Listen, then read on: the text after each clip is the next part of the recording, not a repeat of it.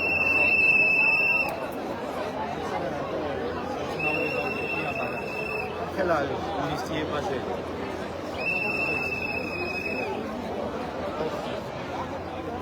ასევე დააჯარიმეს ვახოსანაია სოციალურ ქსელში გამოქვეყნებულ პოსტისთვის 4000 ლარით. მანამდე დაჯარიმდნენ მედიის სხვა წარმომადგენლებიც, მათ შორის დეა მამისეიშვილი, ვიკა ბუკია. მათ ედავებოდნენ შეურაცხყოფის მიყენებას სოციალურ ქსელში სხვადასხვა პოსტების გამოქვეყნებით.